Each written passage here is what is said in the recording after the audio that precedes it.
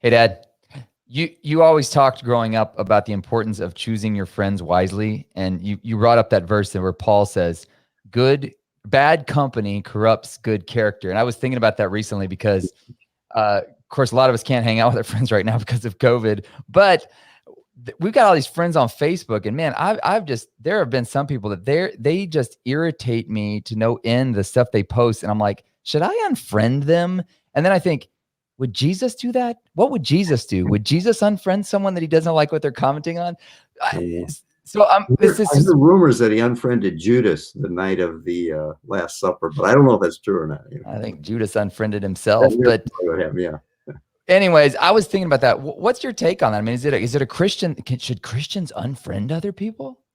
Well, you know what I found out now? There's this new deal. You don't have to unfriend them. You can just silence them. That way you don't hurt anybody's feelings. But maybe that's a little deceptive. I'm not sure. By the way, Jesus didn't unfriend Judas. You're right. Judas left him. So really what you're talking about is, again, that bad company corrupts good character. In fact, it's interesting before it says that, it says, don't be deceived, which in other words, it's implying that, hey, this is an area where it's easy to be deceived, that if you're hanging around with bad people, it is going to corrupt you. I think it's in one of the prophets says, hey, if something that's unclean touches something that's clean, does the unclean thing become clean or the other way around? And yeah, it's obviously the other way around. But I always think too of a proverb, and I know you're familiar with this one a lot too, because we talk about it a lot. He who walks with the wise will grow wise, but a companion of fools will suffer harm. So I guess what you're asking is how much do you hang out with other people that maybe have contrary opinions or different perspectives on things? And my kind of gut reaction would be, I don't unfriend people typically. The reason I don't is because I realize then I lose influence on them in their life at all. You just lose touch with them, and I may not have much influence anyway, but as long as they're not influencing me, and I determine that, not what they post. Yeah. It's how I mull over it and read it over and stuff. But I may never be able to influence them, and they may come to a point in time when their life is at a tough point, and I just want to kind of be available there to them, and you're not if you've unfriended them. It's interesting that I read a thing recently that said the algorithms, they figured out that one of the ways to keep you engaged is if you post a negative comment on somebody's, I don't know how they read this, but if you post negatively on something that irritates you, they're going to actually put that person's posts at the top of your feed over and over again because they saw it ignited something within you to respond to. And I've seen that. There was one person that one time I got suckered in, and I'm like, I shouldn't have responded, but I couldn't help myself. Yeah. And I responded. And then from then on, that goober, everything he posts comes up at the top of my feed. And I'm like, I want to unfriend him. Yeah. But then there's that thing too. Like, well, there may be a moment. And I've seen on social media, I've seen that this is my take on it. The louder people are on social media, the more they're struggling. It's just this weird thing. I've seen people, they're like, oh, I love my husband. I love my husband. I love my husband. I love my wife. We're getting a divorce a week later. You're like, wait, what? You were just on a world cruise together. What happened? Yeah. They were trying to prove to themselves that. So social media is so deceptive. And I that's why I was kind of wondering. I'm like, so what about this? There is the idea that you become like the five, Jim Rohn said, you become like the five people you hang out with most. Yeah. So if you're hanging around with people that are focused on negative things, of course, in person, we know this happens to us. We get dragged down. Yeah. It's a little less likely you'll get dragged down on social media, but what's your take on that? Well, it's funny what you said about the one who's the loudest is probably struggling the most. Because I remember when I was in business school, they talked about how one of the signs of a dying company was a very expensive ad campaign. It was their last breath of hope. Okay, if we can just advertise, maybe we can pull this thing out of the pit. What's so, I guess that works for people too in relationships.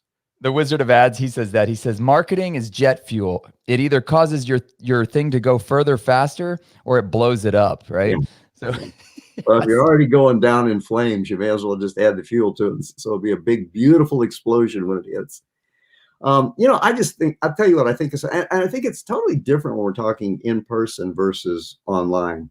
But I'm reminded of something when we were thinking about this. I thought of in 1 Corinthians where Paul says this. He says, I wrote to you in my first letter, which obviously then we find out the 1 Corinthians is actually 2 Corinthians because he wrote to him an earlier letter, but we don't have that one.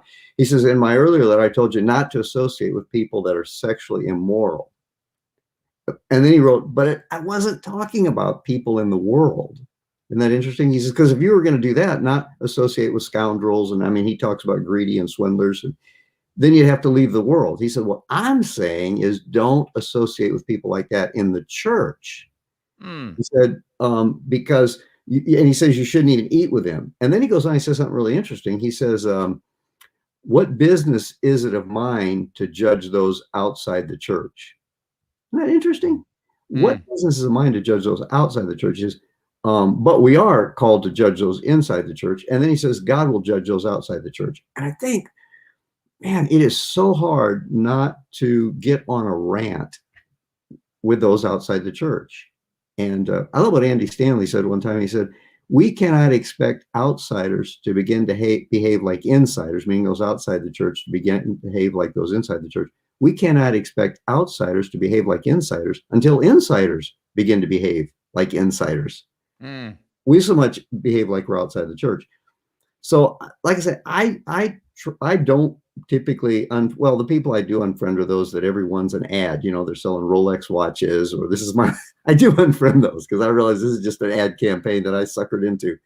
But if somebody's engaging, I'll check it out. And it is, every time I've gotten into one of those two, I felt like, man, I got suckered in.